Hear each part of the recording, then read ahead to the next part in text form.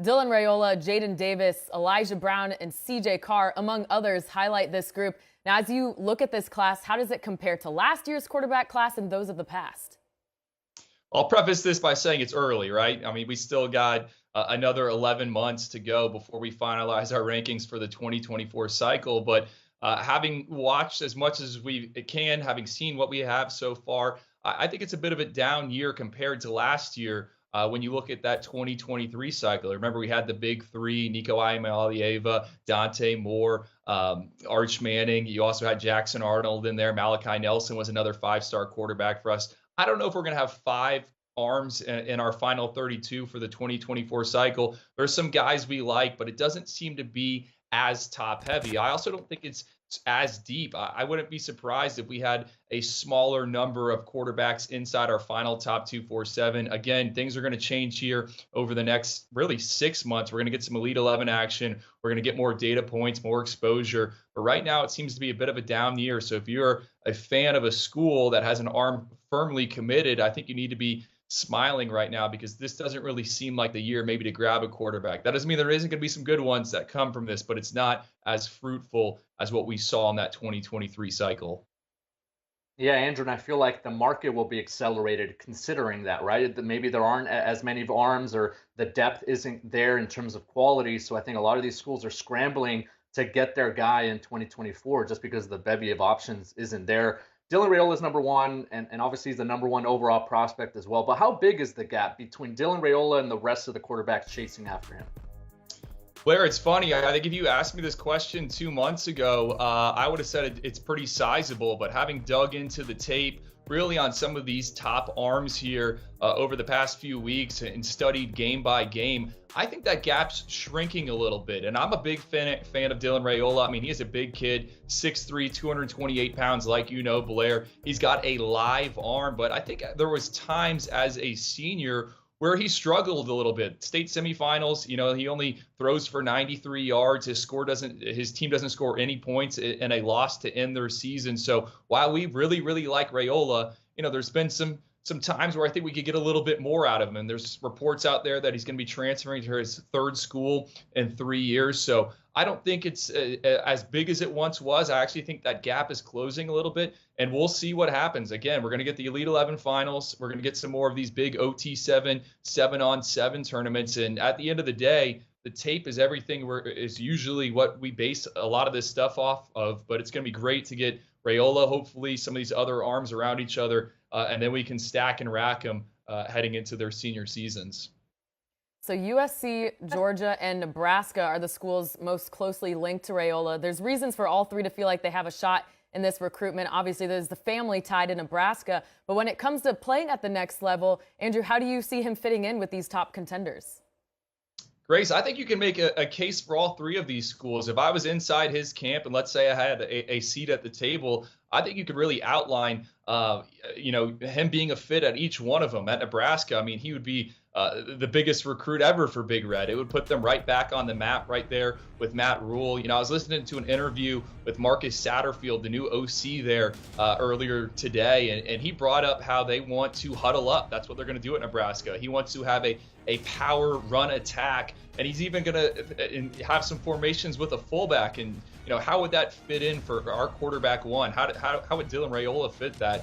I think he fits it perfectly. You go back to his junior tape, he's handing the ball off a lot. There's a lot of play actions, and some of his best throws come on it when he's rolling out and the defense is biting forward. He's got a big arm. Like I said, he's super accurate. So I think Nebraska would make a ton of sense. You know, I think he fits that pro style attack. He's gotten some snaps already under center, and they could cater and build everything around him.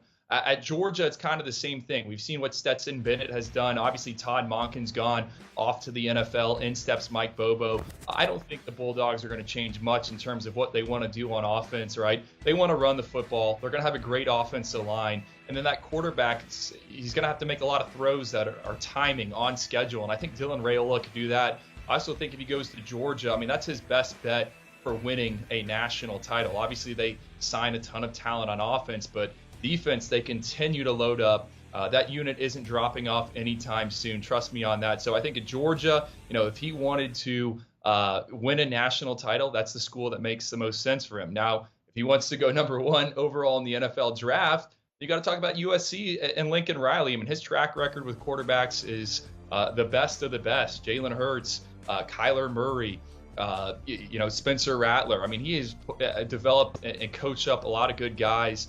USC transitioning into the Big Ten here eventually. But they just signed one of my favorite wide receiver classes out there, Zachariah Branch, Jacoby Lane, a ton of talent there coming there. Blair, you've had your crystal ball on Deuce Robinson. They're going to score points, and it seems like it's fun to play in Lincoln Riley's system. So I think all 3 of those schools are great fits for him. I think he's a guy that doesn't need to play in a specific system. You can kind of insert him and let him flourish. So it'll be interesting to see where he ends up. Yeah, interesting, fascinating, I think is the word that comes to mind when you think about Dylan Raiola's recruitment. Moving away from Dylan Raiola, every year, Andrew, we look at the quarterbacks, and there's usually a late riser, a player that moves up the charts. Last cycle, I should say, was Jackson Arnold, who's at Oklahoma now. Who are some candidates for you in terms of being able to maybe rise in the quarterback ranks? Well, the one name that keeps coming up in the 24/7 Sports scouting text thread is Aaron Noland. And I've charted a bunch of these quarterbacks here in 2024. No one has thrown as many passes on Friday nights as Aaron Noland. No one has thrown as many yards and touchdowns as him. He's thrown for 8,000 yards, over 100 touchdowns. This kid has a live arm. I know he's a left-handed, but he can really push the ball down the field. 28-3 on Friday nights as a starter, just led his team to a state title there in one of Georgia's highest classifications. I think he's a name that everyone needs to know, a guy that's going to continue to rise up in our rankings. Again, the production is there, the live reps are there, and he's got just one of those quick releases. So he too, I think, is someone that can play in a variety of different systems, someone to keep an eye on. CJ Carr is another one. And right before I hopped on this, I was watching CJ Carr, the Notre Dame commit, in one of his state playoff games. He was doing things that I had really not anticipated. I didn't think that was kind of in his arsenal. He's a big kid, over 6'2", 190 pounds, a grandson of Lloyd Carr. I always viewed him as more of a pocket passer, but you pop on the tape and he's escaping, making plays off schedule, off script. So CJ Carr, to me, I think I'm a little bit higher on him than maybe some of the other talent evaluators, but I've always been a fan. I think he has tools, and I think he's someone that can develop into potentially maybe even a first-round pick one day. So it's going to be interesting to see how far up we move Aaron Noland in the rankings, and then where does CJ Carr slot in, because I think both of those guys had really, really good junior seasons. Aaron Noland's got the coolest quarterback name of all time, too, so he's got that going for him. Before I get to this last question, I want to ask everyone, please remember to like this video and join us in the chat. It's always a party in the chat, so subscribe to the channel so you can get in there and send us your questions, and we'll answer them for you at the end of the show.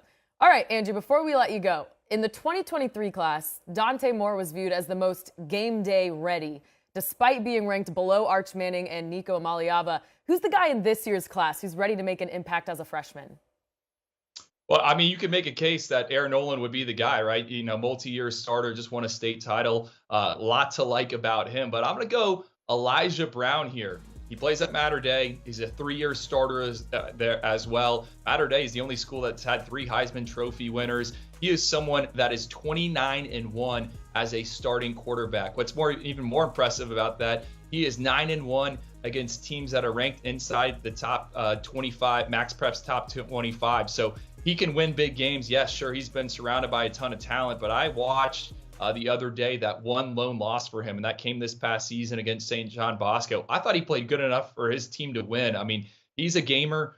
He elevates the play of people around him. He makes really good decisions. He has the highest completion percentage of any of the quarterbacks in our inside our top 247 right now, just over 70%. So if the game is on the line, 2 minutes left, I think right now Elijah Brown is the guy I want in the huddle for me, because I think he is lights out under the lights.